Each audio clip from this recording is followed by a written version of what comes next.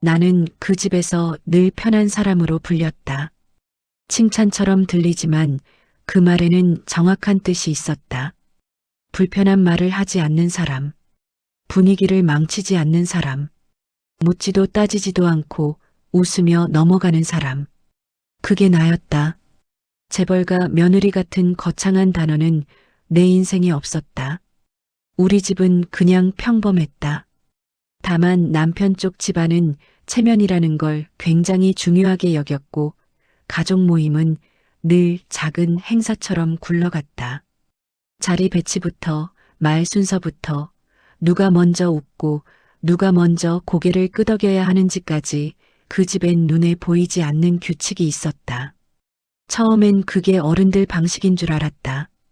내가 어려서 몰라서 세상 물정 몰라서 불편하게 느끼는 줄 알았다. 그래서 빨리 익숙해져야 한다고 생각했다. 그리고 그 익숙함의 시작은 늘 똑같았다. 입을 닫고 표정을 정리하고 고개를 끄덕이는 것. 사람들은 내게 묻지 않았다. 어떠니? 너는 생각이 어때? 같은 질문은 잘 오지 않았다. 대신 이런 말들은 아주 자주 왔다. 너는 괜찮지? 너는 이해해주지? 너는 원래 그런 거 잘 넘기잖아. 나는 그 말을 들을 때마다 웃었다. 웃는 게 편했으니까. 웃으면 일이 빨리 끝났다. 웃으면 누군가의 기분이 풀렸다. 웃으면 집안 분위기가 무너지지 않았다. 그리고 무엇보다 웃으면 내가 더 이상 설명할 필요가 없었다. 나는 설명을 잘 못하는 사람이었다. 아니, 정확히는 설명을 하면 결국 내가 미안해지는 사람이 되는 구조를 너무 많이 겪었다. 남편은 늘 말이 짧았다. 다정하지 않아서가 아니라 그는 효율을 좋아했다. 중요한 건 늘 결론으로 정리했다. 내가 알아서 할게. 그건 걱정하지 마. 괜히 너까지 신경 쓰지 마. 처음에는 그 말이 좋았다. 누가 내 어깨에서 짐을 들어주는 기분이었다. 아이 키우는 시기엔 특히 그랬다. 살림, 학교, 병원, 친정, 시댁 하루가 숨가쁘게 지나가는데 남편이 내가 처리할 게라고 말하면 나는 잠깐이라도 쉬어도 되는 사람처럼 느껴졌다. 하지만 시간이 지나고 나서야 알았다. 그 말은 짐을 들어주는 말이 아니라 내 자리를 옮기는 말이기도 했다. 내 자리에서 내가 빠지는 말. 내 이름이 필요한 순간에는 나를 불러놓고 내 의견이 필요한 순간에는 나를 뒤로 미는 말. 가족 모임 날이면 집안 공기가 바뀌었다. 식탁은 더 반짝였고 과일 접시는 더 예쁘게 올라갔고 어른들은 늘 같은 위치에 앉았다. 그리고 나는 늘 같은 위치에 앉았다. 주방과 거실 사이 대화가 가장 잘 들리지만 대화에 가장 늦게 끼어들 수밖에 없는 자리. 그 자리는 이상하게도 편했다. 편하다는 건 책임이 없다는 뜻이기도 했다. 요즘 애는 어때? 학교는 잘 다녀? 건강은 괜찮지? 그 질문들에는 큰 의미가 없었다.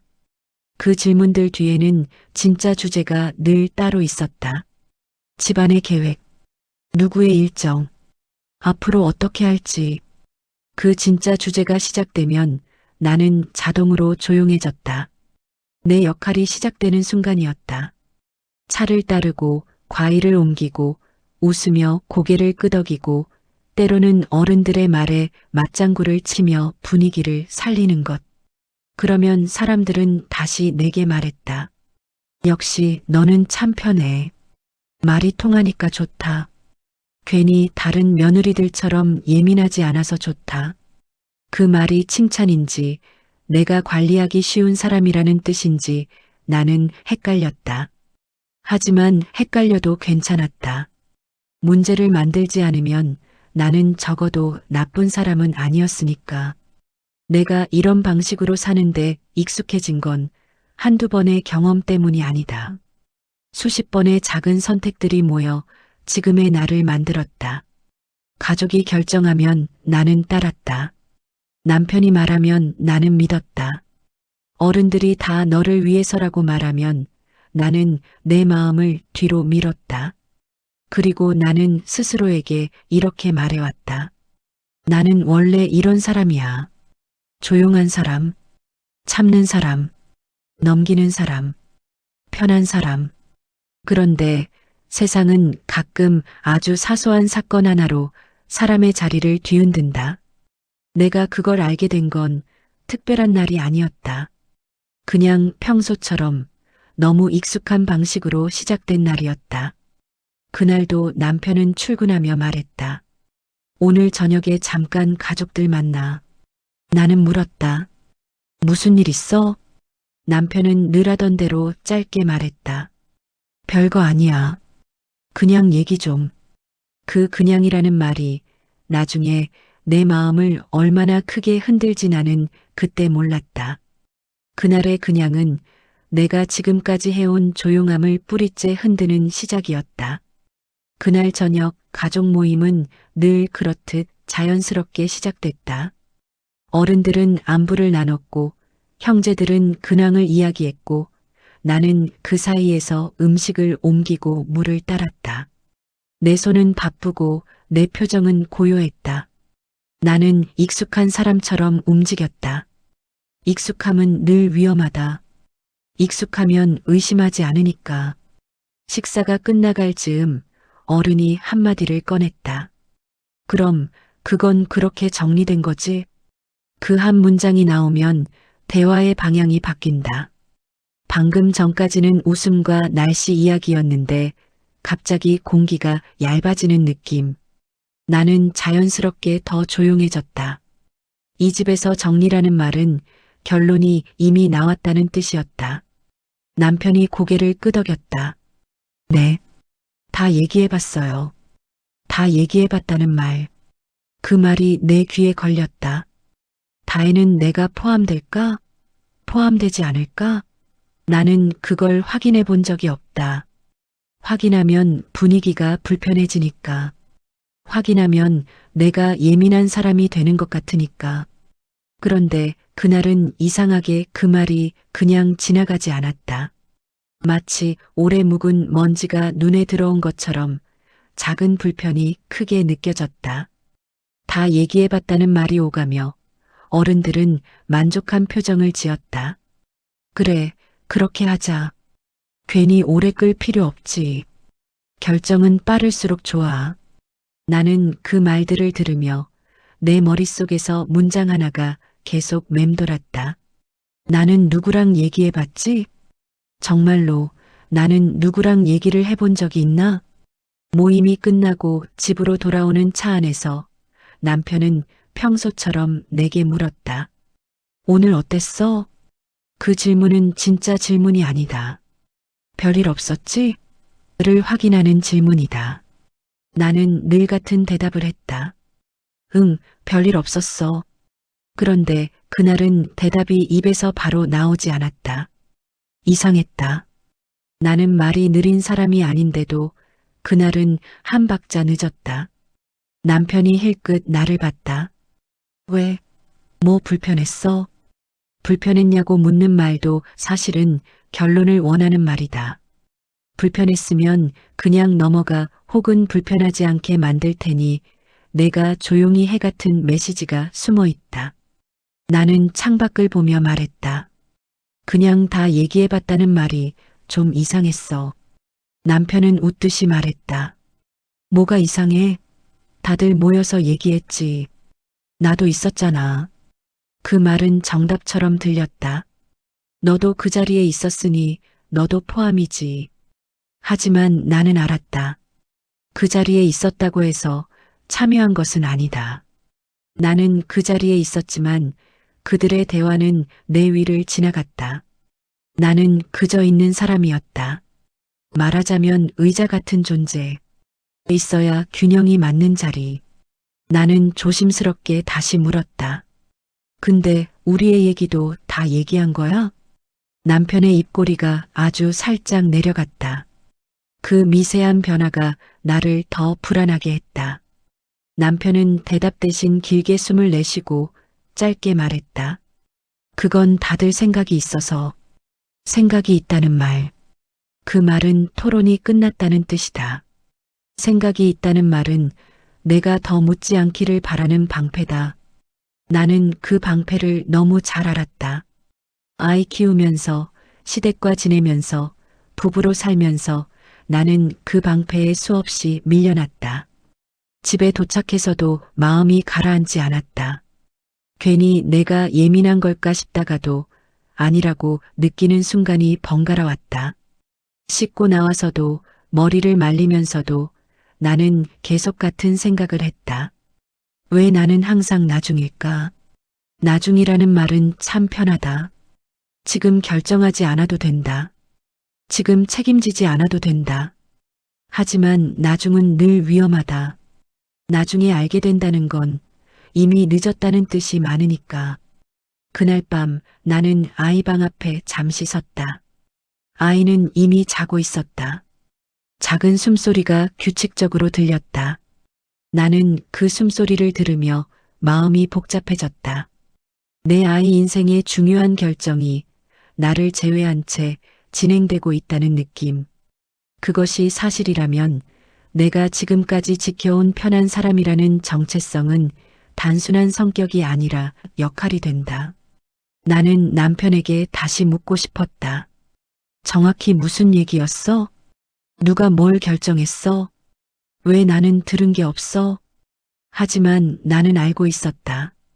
그렇게 묻는 순간 대화는 싸움으로 넘어갈 것이다.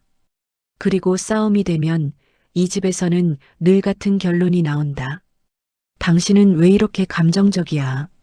그 말이 나오면 내 질문은 내용이 아니라 태도의 문제로 바뀐다. 질문은 사라지고 나는 또 미안해진다. 나는 조용히 주방으로 가서 물을 마셨다. 냉장고 불빛이 내 얼굴을 하얗게 비쳤다. 나는 그 빛 속에서 잠깐 멈춰섰다. 어쩌면 지금 내 안에서 뭔가가 변하고 있다는 신호일지도 몰랐다. 큰 변화는 늘 조용하게 시작된다. 대단한 각오나 선언이 아니라 작은 의문 하나로 시작된다. 그리고 그 의문은 다음 날 아주 현실적인 형태로 내 앞에 나타났다. 다음 날 아침 아이가 평소보다 말수가 적었다. 밥을 먹는 속도도 느렸고 젓가락 끝이 자꾸 멈췄다. 나는 괜히 웃으며 물었다. 왜 그래? 어디 아파? 아이는 고개를 저었다. 그러다가 조심스럽게 말했다. 엄마 나 학원 옮겨야 된대. 그 한 문장이 내 가슴을 쿵 내려앉게 했다. 학원? 갑자기 나는 바로 남편을 떠올렸다.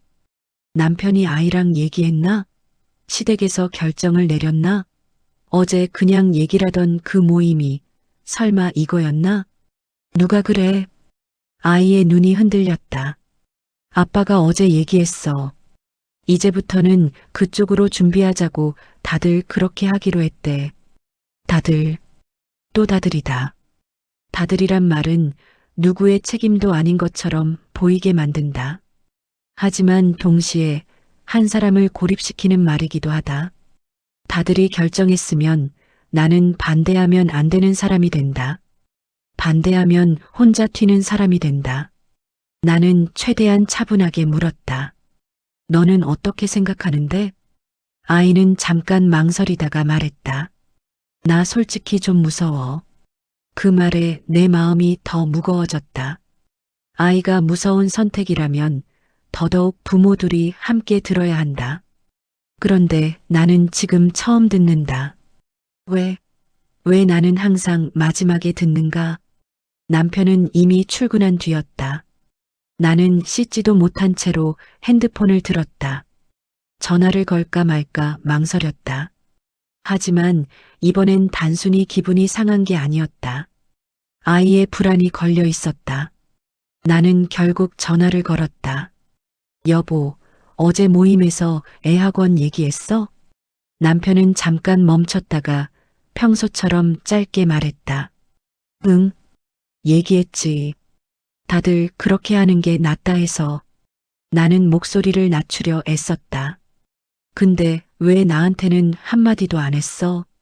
남편은 당연하다는 듯 말했다. 당신 요즘 바쁘잖아. 괜히 신경 쓰일까봐. 바쁘다. 신경 쓰일까봐. 그 말이 정말 배려일까? 나는 이제 그걸 믿기 어려웠다. 나는 바쁜 게 아니라 그들이 보기엔 굳이 끼워 넣지 않아도 되는 사람이었을 뿐이다. 신경 쓰일까봐가 아니라 내 질문이 귀찮을까봐, 내 반대가 불편할까봐. 나도 부모야. 내 입에서 그 말이 나왔다. 생각보다 담담한 목소리였다. 담담해서 더 무서웠다. 남편은 짧게 웃듯 숨을 내쉬었다. 알지. 근데 이건 결정이 빨리 나야 해. 시간이 없어. 시간이 없다는 말은 토론을 끝내는 도끼다. 시간 없으면 묻지 마. 시간 없으면 그냥 따라와. 그 말은 언제나 사람을 조용하게 만든다. 나는 그 도끼에 오래 당해왔다. 그날 오후 아이는 학원 상담을 가야 한다고 했다. 남편이 일정까지 잡아놓았다고 했다. 나는 멍하니 아이를 바라봤다. 일정이 잡혔다는 건 이미 움직이고 있다는 뜻이다. 내가 무엇을 느끼든 상관없이 세상은 이미 다음 단계로 가고 있었다. 상담 장소로 가는 길에 아이가 조용히 말했다. 엄마, 아빠가 그러는데 엄마는 괜찮을 거래. 괜찮을 거라는 말.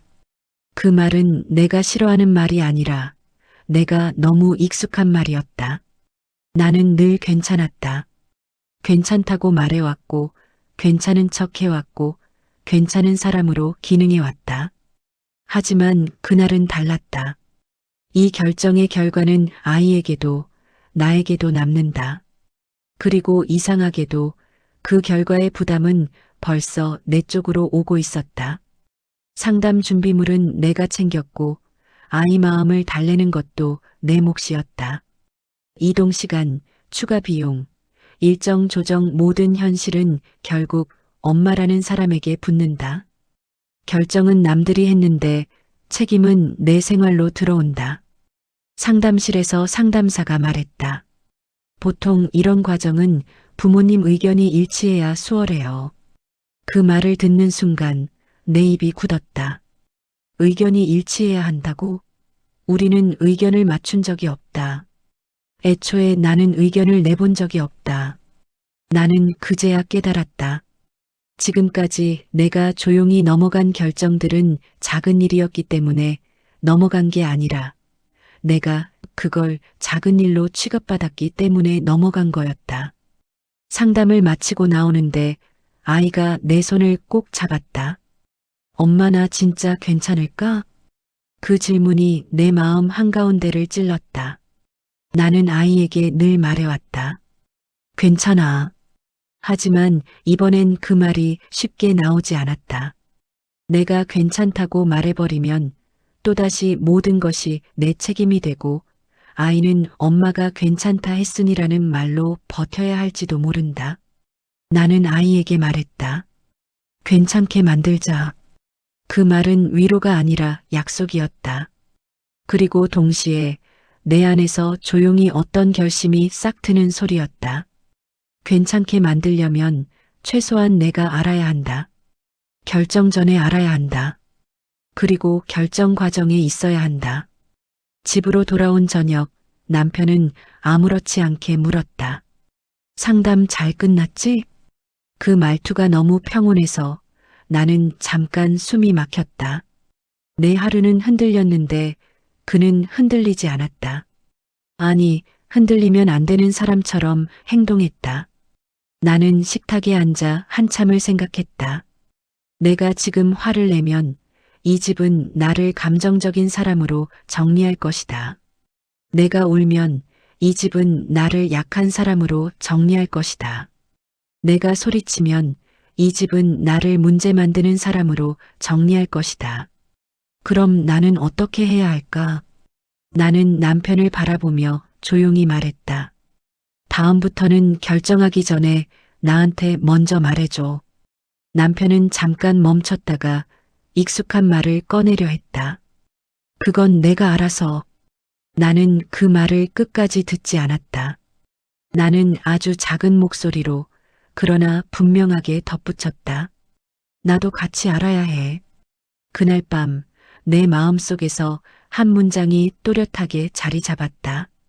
이번엔 그냥 넘어가지 않겠다. 그 결심은 복수도 아니고 싸움도 아니었다. 그냥 내 삶에서 내가 사라지지 않겠다는 결심이었다. 그날 이후로 나는 일부러 더 조용해졌다.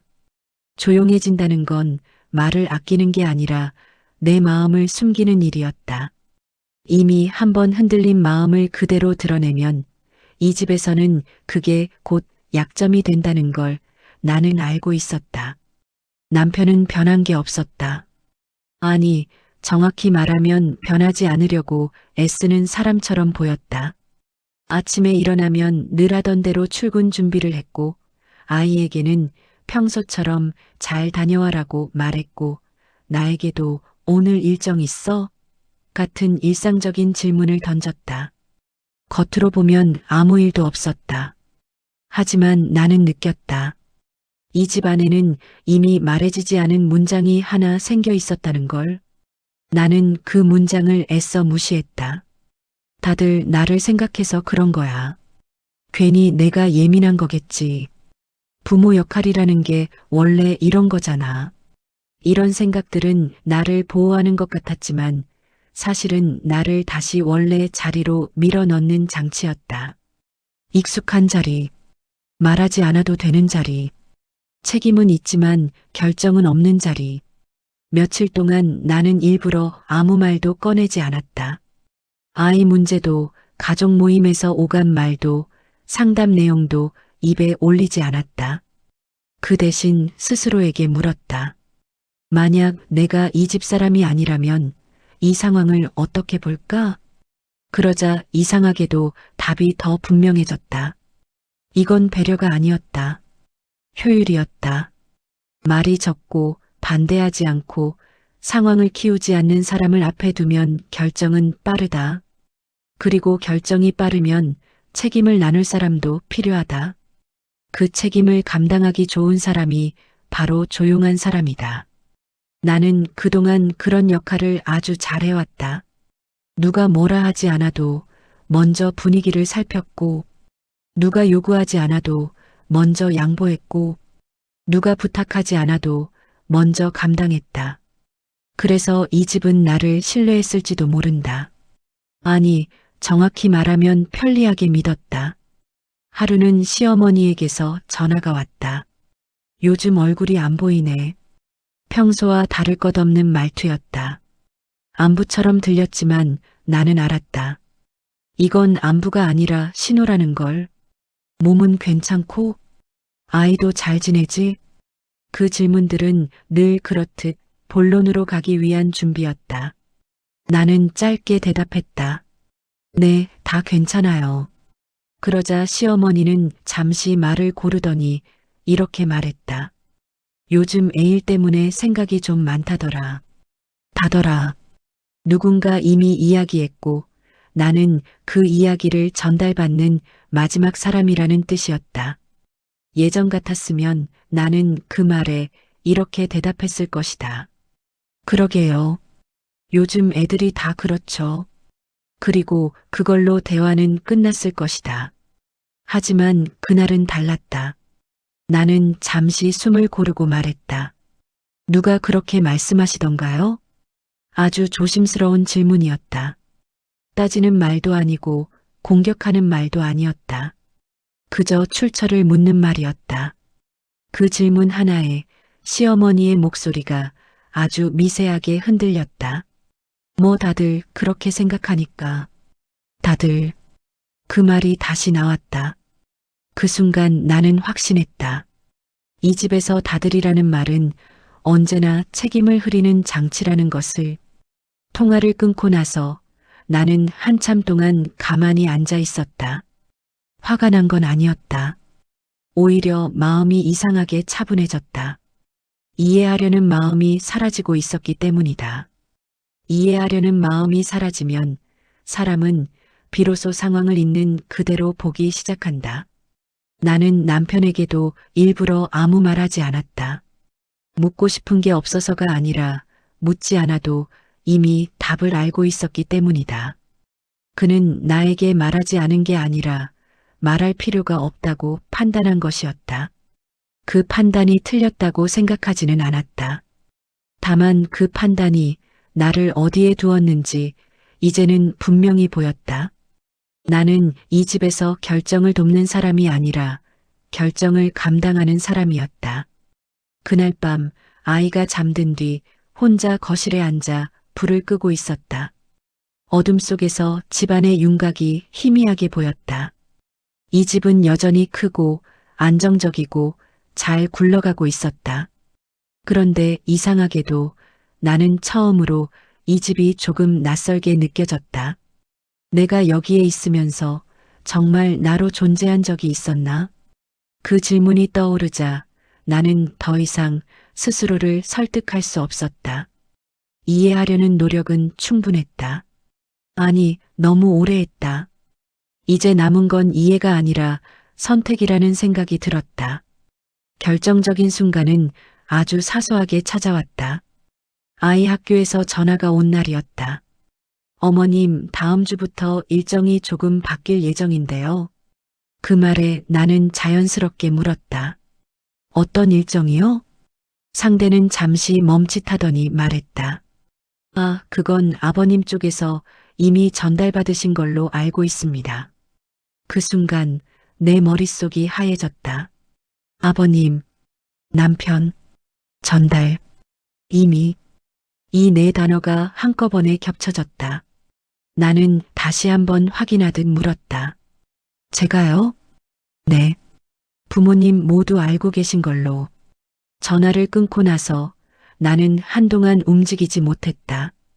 부모님 모두 그 말 속에는 내가 이미 동의한 사람으로 처리되어 있다는 전제가 깔려 있었다. 나는 고개를 끄덕인 적이 없다. 나는 서명한 적도 없다. 나는 심지어 설명조차 듣지 못했다. 그런데 세상은 이미 나를 동의한 사람으로 취급하고 있었다. 그때 처음으로 깨달았다. 결정은 그들이 했지만 책임은 이미 내 몫으로 넘어와 있었다. 아이 일정이 바뀌면 누가 챙길까? 추가 비용이 생기면 누가 조정할까? 아이가 힘들어하면 누가 옆에 있어줄까? 그 질문들의 끝에는 늘 같은 답이 있었다. 그날 저녁 나는 남편에게 조용히 물었다. 학교에서 전화 왔어. 남편은 대수롭지 않게 말했다. 아, 그거 이미 얘기된 거야. 누구랑? 다들. 나는 그 말을 듣고 웃지 않았다. 대신 아주 천천히 말했다. 그럼 나는 왜 몰라? 남편은 잠시 침묵했다. 그 침묵은 생각의 시간이 아니라 정리의 시간이었다. 어떻게 말하면 이 상황을 다시 원래대로 돌려놓을 수 있을지 계산하는 시간. 당신 요즘 예민해진 것 같아. 그 말이 나왔다. 예민. 그 단어는 언제나 가장 쉬운 결론이었다. 질문을 성격 문제로 바꾸는 순간 내용은 사라진다. 나는 그 패턴을 너무 잘 알고 있었다. 예전 같았으면 나는 이렇게 말했을 것이다. 미안해. 내가 좀 그랬나 봐. 하지만 그날은 달랐다. 나는 고개를 저으며 말했다. 아니, 나는 이제야 제대로 보고 있는 거야. 남편은 이해하지 못한 표정이었다. 아니, 이해하지 않으려고 하는 표정에 가까웠다. 뭘 그렇게까지 생각해. 다 가족인데. 가족. 이 집에서 가족이라는 말은 늘 결정을 정당화하는 마지막 카드였다. 가족이니까 이해해야 하고, 가족이니까 양보해야 하고, 가족이니까 말하지 않아도 따라와야 한다는 뜻. 나는 조용히 대답했다. 가족이면 더더욱 같이 알아야 하는 거 아니야? 그 말에 남편은 아무 대답도 하지 못했다. 그 침묵이 나에게는 대답이었다. 그는 알고 있었다. 지금까지 내가 배제되어 왔다는 걸. 다만 그게 문제라고 생각하지 않았을 뿐이다. 그날 밤 나는 처음으로 노트를 꺼내 펜을 들었다. 화를 풀기 위해서가 아니라 정리하기 위해서였다. 지금까지 있었던 일들을 하나씩 적어 내려갔다. 누가 언제 결정했는지, 누가 설명을 생략했는지, 그 결정 이후 내가 감당한 것들은 무엇이었는지, 적으면 적을수록 선명해졌다. 이건 오해도 예민함도 아니었다. 구조였다. 그리고 그 구조 안에서 나는 너무 오래, 너무 조용히 있었다.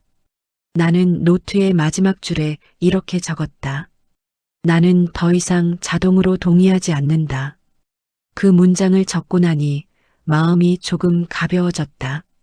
아직 싸운 것도 아니고 거절한 것도 아니고 아무것도 바뀌지 않았는데도 그 이유를 나는 알고 있었다. 처음으로 내 기준을 글로 적었기 때문이다. 그날 이후로 나는 더 이상 먼저 괜찮다고 말하지 않았다. 먼저 이해한다고 말하지 않았다. 대신 이렇게 말했다. 생각해 볼게. 지금은 결정 못해. 확인이 필요해. 그 말들은 집안의 속도를 늦췄다. 결정은 더 이상 미끄러지듯 흘러가지 않았다. 사람들은 처음으로 나를 보며 숨을 고르기 시작했다. 그리고 그 숨 고르는 소리 속에서 나는 알았다. 이제 나는 찾았다. 문제의 핵심을.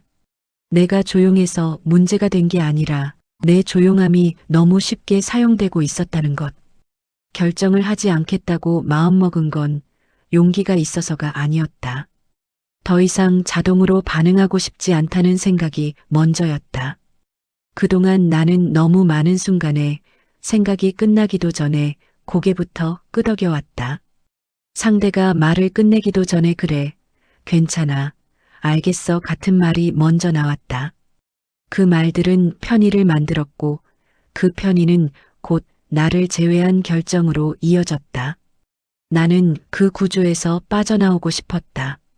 하지만 빠져나온다는 건 갑자기 소리를 지르거나 판을 뒤엎는 게 아니었다. 나에게 가능한 방식은 단 하나였다. 결정의 순간에서 한 박자 늦추는 것. 그 시작은 아주 사소했다. 남편이 저녁을 먹다 말고 말했다. 다음 주에 가족 모임 있는데 장소는 이미 정해졌어. 예전 같았으면 나는 아무 생각 없이 물었을 것이다. 어디로? 그리고 그 다음엔 알겠어로 끝났을 것이다. 하지만 그날은 달랐다. 나는 젓가락을 내려놓고 잠시 생각했다. 그리고 말했다. 나는 아직 들은 게 없는데. 남편은 잠깐 멈칫했다. 그냥 늘 가던 데야. 그래도 나는 몰랐잖아. 그 말은 따지는 말도 공격하는 말도 아니었다. 사실을 말했을 뿐이다. 하지만 그 사실 하나가 대화를 이전과 다르게 만들었다. 남편은 잠시 말을 고르더니 이렇게 말했다. 굳이 지금 이야기할 필요는 없잖아. 굳이. 그 단어가 나를 다시 예전 자리로 데려가려 했다. 굳이라는 말은 언제나 상대의 질문을 불필요한 감정으로 만들 때 쓰인다. 나는 그 말에 고개를 끄덕이지 않았다. 대신 이렇게 말했다. 나는 지금 이야기하고 싶어. 그 말에 남편의 얼굴이 잠시 굳었다. 그동안 그는 나에게서 이런 말을 거의 들어본 적이 없었다. 나는 늘 상황을 보고 타이밍을 맞추고 흐름을 깨지 않는 쪽을 선택해왔다. 그래서 이 집에서는 내가 불편한 선택을 하지 않을 사람이라는 믿음이 굳어져 있었다. 그 믿음을 깨는 데에는 큰 선언이 필요하지 않았다. 그저 동의하지 않는 태도면 충분했다. 며칠 뒤 아이 문제와 관련된 이야기가 다시 나왔다. 이번에는 남편이 먼저 말을 꺼냈다. 이건 이렇게 가는 게 맞는 것 같아. 나는 바로 대답하지 않았다. 잠시 숨을 고르고 말했다. 나는 아직 결정 못하겠어. 그 말이 집안에 잠시 멈춰섰다. 왜? 남편이 물었다. 예전 같았으면 나는 이유를 길게 설명했을 것이다. 상대가 납득할 수 있도록 이해할 수 있도록, 기분 상하지 않도록. 하지만 이번에는 달랐다. 나는 이유를 설명하지 않았다. 대신 이렇게 말했다. 아직 정리되지 않았어. 설명하지 않는 선택은 생각보다 힘이 들었다. 설명하지 않으면 상대는 나를 설득할 수 없고, 설득하지 못하면 통제도 할 수 없다. 그래서 사람들은 설명 없는 태도를 가장 불편해한다. 나는 그 불편함을 처음으로 의도적으로 선택하고 있었다. 그날 이후 집안의 분위기가 조금씩 달라지기 시작했다. 눈에 띄게 달라진 건 아니었다. 다만 말의 속도가 느려졌고 결론으로 가는 길이 이전보다 길어졌다. 그럼 이렇게 하지라는 말이 바로 나오지 않았고, 이건 나중에 다시 얘기하자라는 말이 늘어났다. 나는 그 변화가 불안하지 않았다. 오히려 마음이 차분해졌다. 지금까지는 모든 게 너무 빨리 결정되었고 그 속도에 맞추느라 나는 늘 숨이 찼다. 이제는 결정이 늦어지는 대신 내 숨도 같이 돌아오고 있었다. 어느 날 남편이 조심스럽게 말했다. 요즘 당신 좀 달라진 것 같아. 나는 웃지 않았다. 대신 고개를 끄덕였다. 응, 나도 그렇게 느껴. 그 대답은 설명이 아니었다. 인정이었다. 그리고 그 인정 하나로 나는 더 이상 예전으로 돌아갈 수 없다는 걸 알았다. 고개를 끄덕이지 않기로 한 순간부터 이미 나는 다른 선택을 하고 있었기 때문이다. 변화는 언제나 조용하게 시작되지만 반응은 꼭 조용하지만은 않다. 내가 결정을 미루고 동의를 늦추자 가장 먼저 나타난 건 사람들의 불편함이었다. 그 불편함은 화로 나타나지 않았다. 대신 질문으로, 한숨으로, 미묘한 표정 변화로 드러났다. 그건 왜 아직 결정 안 한 거야? 이 정도면 충분히 생각한 거 아니야? 괜히 일을 복잡하게 만드는 건 아닐까? 그 말들은 걱정처럼 포장되어 있었지만 그 안에는 분명한 메시지가 있었다. 원래 하던 대로 해주면 안 되겠니? 나는 그 메시지를 들으면서도 예전처럼 먼저 사과하지 않았다. 대신 조용히 되물었다. 왜 그렇게 서두르는 거야? 그 질문에 사람들은 잠시 멈췄다. 서두르는 이유는 늘 같았다. 결정을 빨리 끝내야 편하기 때문이다. 그리고 그 편함은 언제나 조용한 사람의 동해 위에 세워진다. 가족 모임에서도 분위기는 달라졌다. 예전에는 내가 말하지 않아도 대화가 자연스럽게 흘러갔다. 누군가가 결론을 말하면 나는 고개를 끄덕였고 그걸로 충분했다. 그런데 이제는 사람들이 나를 한 번 더 보게 되었다. 내가 어떤 표정을 짓는지, 고개를 끄덕이는지, 아니면 가만히 있는지, 그 시선들이 나를 불편하게 만들기도 했다. 하지만 동시에 나는 깨달았다. 이 시선은 내가 사라졌을 때가 아니라 내가 멈췄을 때 생긴 것이라는 걸. 어느 날 시어머니가 직접 말을 꺼냈다. 요즘 내가 좀 달라진 것 같더라. 그 말에는 평가와 걱정이 섞여 있었다. 괜히 집안 분위기만 어색해지는 건 아닌지. 나는 그 말을 듣고도 바로 대답하지 않았다. 잠시 생각한 뒤 아주 차분하게 말했다. 어색한 건 분위기 때문이지 제가 말해서 그런 건 아니잖아요. 그 말에 시어머니는 아무 말도 하지 못했다. 그 침묵 속에서 나는 알았다. 이 집에서는 지금까지 어색함을 만들지 않는 역할을 내가 맡아왔다는 것을. 그리고 그 역할을 내려놓는 순간 어색함은 고스란히 드러난다. 남편도 점점 불편해졌다. 그는 직접적으로 화를 내지 않았지만 말수가 줄었고 표정이 굳어 있었다. 어느 날 밤 그는 이렇게 말했다. 이렇게까지 해야 해? 나는 그 질문을 듣고 처음으로 확실하게 대답했다. 이렇게까지 하지 않으면 아무것도 달라지지 않아. 그 말은 싸움의 시작이 아니었다. 오히려 싸움을 피하기 위한 마지막 선택이었다. 내가 다시 고개를 끄덕이면 모든 건 원래대로 돌아갈 것이다. 빠른 결정, 조용한 동의, 그리고 나에게 몰리는 책임. 나는 그 구조로 돌아갈 자신이 없었다. 사람들은 점점 나를 설득하려 들었다. 내 말도 맞는데 조금만 양보하면 다들 힘들어지고 있어. 나는 그 말들을 들으며 깨달았다. 지금까지 나는 늘 다들을 위해 양보해왔다. 그런데 정작 다들 안에는 나만 빠져 있었다. 내가 빠진 다들. 그 다들을 위해 내가 다시 고개를 끄덕일 이유는 없었다. 그래서 나는 여전히 조용히 말했다. 나는 아직 동의하지 않아. 그 말 한마디가 이 집의 속도를 완전히 바꾸고 있었다.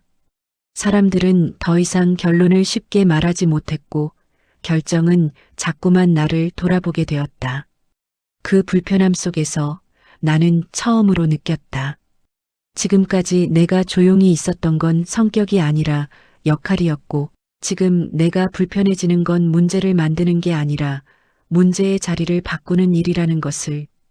그리고 그 변화는 이미 되돌릴 수 없는 지점에 와 있었다.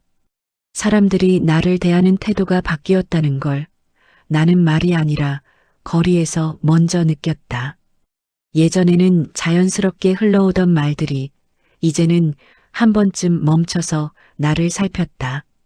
웃으며 던지던 농담도 습관처럼 이어지던 부탁도 모두 조심스러워졌다. 그 조심스러움은 존중이 아니라 경계에 가까웠다.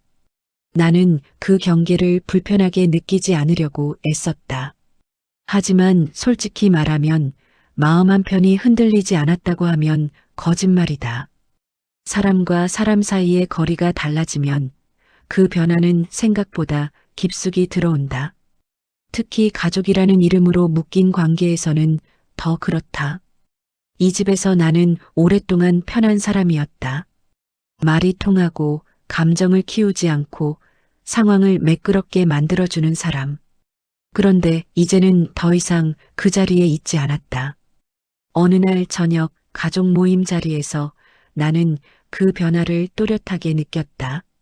모두가 둘러앉아 식사를 하고 있었지만 대화의 중심은 계속해서 나를 피해갔다.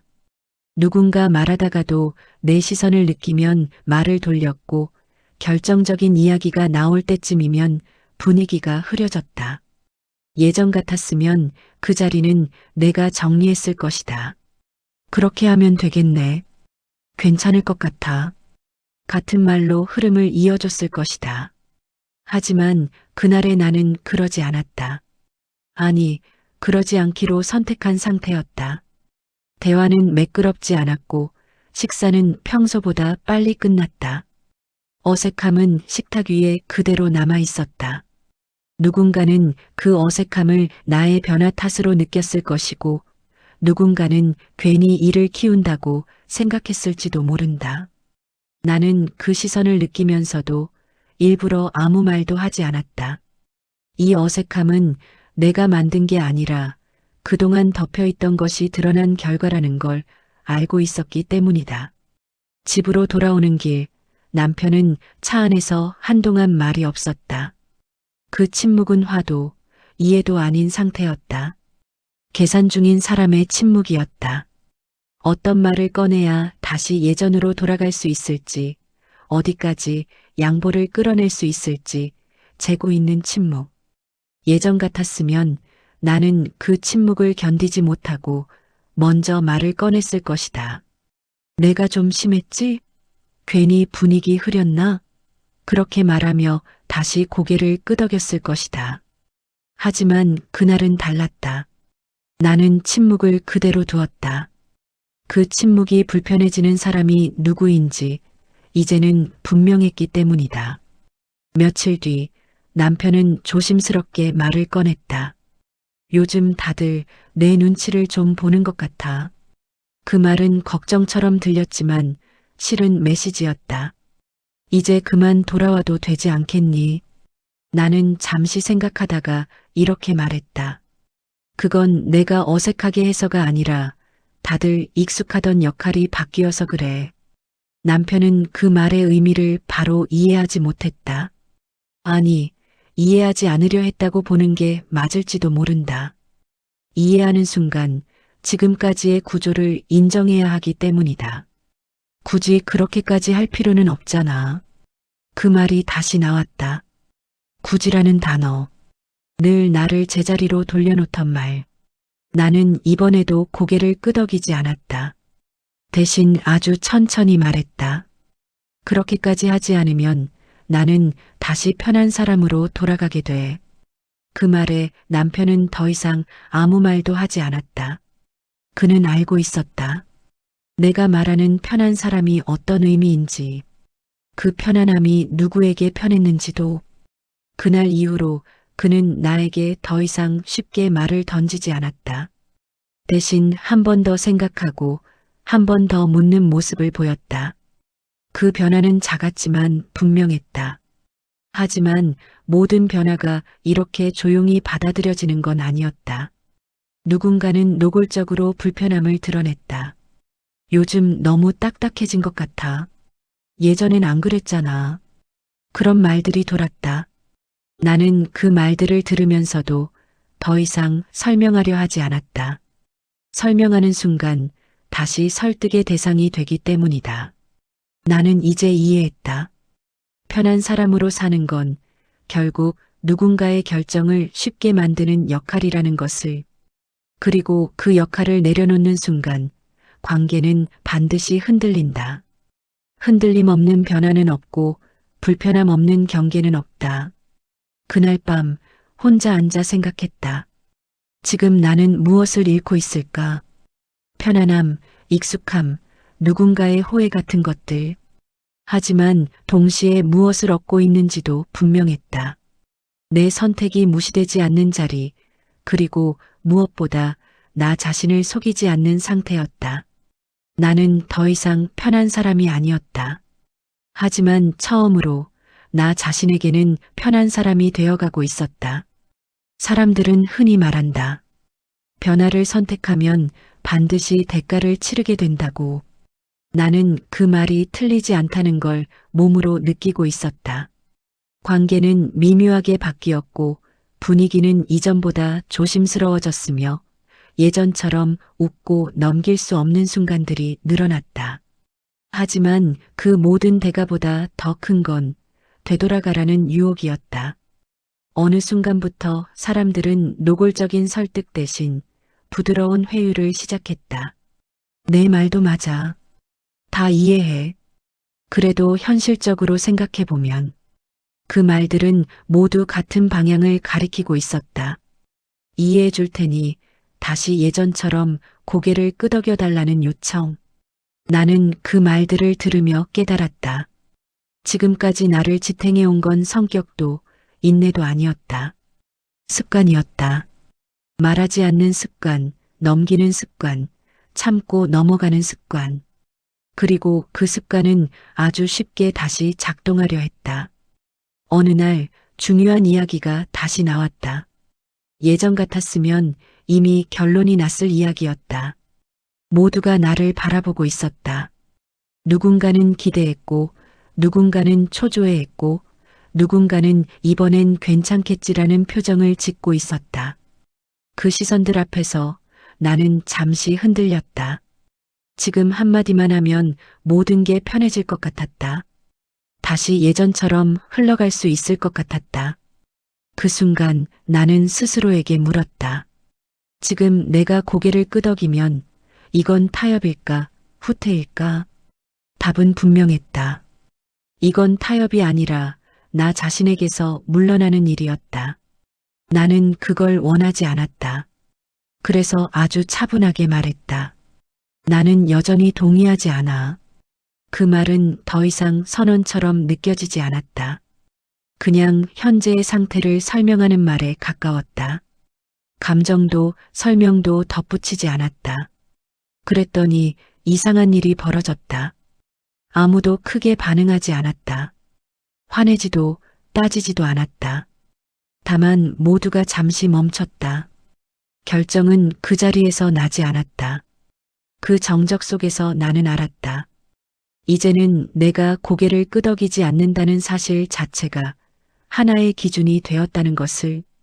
이후로 사람들은 나를 대할 때 이전과는 다른 방식을 택했다. 먼저 결론을 말하지 않았고 설명을 준비해 왔고 내 반응을 확인했다. 나는 여전히 많은 말은 하지 않았다. 질문도 제안도 최소한으로 했다. 다만 필요할 때만 말했다.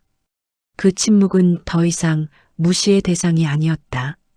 결정을 멈추게 하는 침묵이었다. 남편과의 관계도 달라졌다. 그는 더 이상 내가 알아서 할게라는 말을 쉽게 하지 않았다.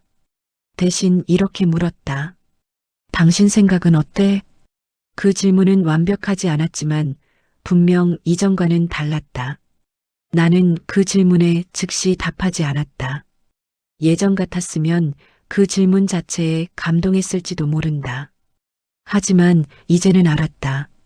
질문보다 중요한 건 그 질문 뒤에 기다릴 수 있는 태도라는 것을. 조금 더 생각해 볼게. 내 대답은 짧았다. 그리고 그는 기다렸다. 그 기다림 속에서 나는 처음으로 관계의 균형이 바뀌고 있다는 걸 느꼈다. 누군가를 설득하지 않아도, 싸우지 않아도, 고개를 끄덕이지 않기만 해도 변화는 생긴다. 어느 날 나는 혼자 앉아 예전의 나를 떠올렸다. 늘 분위기를 살피고 먼저 양보하고 말하지 않아도 이해받기를 기대하던 사람. 그 사람을 부정하고 싶지는 않았다. 그 사람도 최선을 다해 살았다. 다만 이제는 그 방식이 나를 지켜주지 못한다는 걸 알게 되었을 뿐이다. 그래서 나는 돌아가지 않기로 했다. 편한 사람으로, 조용한 책임자로, 자동 동의자로. 지금의 나는 여전히 조용하다. 하지만 그 조용함은 더 이상 이용당하지 않는다. 설명하지 않아도 되고 설득하지 않아도 된다. 그저 내 기준을 유지할 뿐이다. 그리고 그 기준은 누군가의 기대보다 나 자신의 존엄에 더 가까워져 있었다. 나는 이제 안다. 사이다는 소리를 지르는 순간이 아니라 돌아가지 않겠다고 마음먹는 순간이라는 걸. 그리고 그 선택은 이미 충분히 달콤했다. 변화는 언제나 소리 없이 완성된다. 큰 결론이 내려졌다는 공지도 없었고 누군가가 공식적으로 사과하거나 입장을 바꾸는 장면도 없었다. 다만 어느 순간부터 이 집은 더 이상 나를 중심에 세우지도 끝자리에 밀어넣지도 않았다. 그 애매한 위치가 오히려 지금의 나에게는 가장 편안했다. 아침은 여전히 같은 시간에 시작됐다. 식탁에는 늘 하던 음식이 올랐고 집안의 시계는 정확하게 움직였다. 겉보기에는 아무것도 달라진 게 없어 보였다. 하지만 나는 느꼈다. 이 집에서 나를 대하는 말의 방향이 바뀌었다는 것을. 예전에는 결론이 먼저였고 나의 역할은 그 결론을 받아들이는 것이었다. 이제는 결론이 나오기 전 잠시 멈추는 순간이 생겼다. 그리고 그 멈춤은 언제나 나를 향해 있었다. 이건 나중에 다시 이야기해도 될 것 같아. 조금 더 검토해보자. 그 말들은 모두 이전 같았으면 나오지 않았을 말들이었다. 결정이 늦어졌다는 이유로 불편해하는 사람도 있었고 여전히 속도가 느려진 것을 못마땅해하는 기색도 보였다. 하지만 그 불편함은 더 이상 나의 몫이 아니었다. 나는 그 불편함을 해소하기 위해 먼저 나서지 않았다. 그동안 너무 오래 그 역할을 해왔기 때문이다. 남편과의 관계도 조금씩 자리를 잡아갔다. 우리는 더 이상 모든 이야기를 바로 결론으로 끌고 가지 않았다. 대화 중에 침묵이 생겨도 예전처럼 그 침묵을 내가 먼저 메우지 않았다. 침묵은 대화의 실패가 아니라 생각이 필요한 시간이라는 걸 서로가 조금씩 받아들이고 있었다. 어느 날 남편이 말했다. 예전엔 내가 다 괜찮다고 해서 진짜 괜찮은 줄 알았어. 그 말은 변명처럼 들리지 않았다. 오히려 인정에 가까웠다. 나는 그 말에 이렇게 대답했다. 나도 그땐 내가 괜찮은 줄 알았어. 그 대화는 길지 않았다. 하지만 그 짧은 말들 속에는 지금까지 우리가 미뤄두었던 많은 것들이 담겨 있었다. 이해하지 못했던 시간, 말하지 않았던 마음, 그리고 너무 쉽게 넘겨버린 선택들. 우리는 그 모든 것을 한 번에 정리하려 하지 않았다. 다만 지금의 자리를 인정하는 것으로 충분했다. 아이와의 관계에서도 변화는 있었다. 나는 더 이상 모든 결정을 대신 내려주지 않았다. 예전에는 아이가 망설이면 내가 먼저 방향을 제시했다. 이게 나을 것 같아. 엄마가 보기엔 이쪽이 좋아. 하지만 이제는 질문을 바꿨다. 너는 어떻게 생각해? 그 질문은 아이에게도 나에게도 익숙하지 않았다. 하지만 그 낯설 속에서 우리는 서로를 다시 알아가기 시작했다. 가족 모임에서도 나는 더 이상 분위기를 책임지지 않았다. 어색한 순간이 오면 예전처럼 웃으며 넘기지 않았다. 누군가 말을 돌리지 않으면 그 어색함은 그대로 남아 있었다. 이상하게도 그 어색함은 시간이 지나면 스스로 사라졌다. 누군가가 대신 책임질 필요 없이. 그걸 보며 나는 깨달았다. 어색함을 견디는 일 역시 관계의 일부라는 것을. 나는 이제 더 이상 나를 설명하지 않았다. 왜 동의하지 않는지, 왜 미루는지, 왜 바로 답하지 않는지. 그 이유들을 모두 말하지 않아도 사람들은 점점 이해하기 시작했다. 아니, 이해하지 못해도 상관없다는 태도를 받아들이기 시작했다. 그것만으로도 충분했다. 어느 날 밤 나는 혼자 앉아 이 집에 처음 들어왔던 날을 떠올렸다. 그때의 나는 이곳에 잘 적응하고 싶었고, 문제를 만들지 않는 사람이 되고 싶었고, 무엇보다 환영받는 사람이 되고 싶었다. 그래서 나는 내 목소리를 낮췄고, 내 속도를 늦췄고, 내 기준을 밀었다. 그 선택들이 틀렸다고 생각하지는 않는다. 그때의 나는 그때의 방식으로 최선을 다했다. 다만 이제는 안다. 어떤 집에서도 어떤 관계에서도 나의 자리는 내가 지켜야 한다는 것을. 그 자리는 누군가가 허락해주는 자리가 아니고 싸워서 쟁취하는 자리도 아니다. 그저 고개를 끄덕이지 않기로, 자동으로 동의하지 않기로, 조용히 그러나 분명히 선택하는 자리다. 나는 그 자리를 찾기까지 너무 오래 돌아왔지만 결국에는 돌아왔다.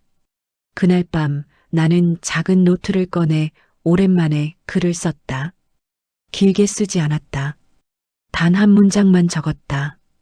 오늘도 내 자리에서 하루를 보냈다. 그 문장을 쓰고 나니 이상하게도 마음이 아주 고요해졌다. 기쁘지도 억울하지도 않았다. 다만 정확한 느낌이 있었다.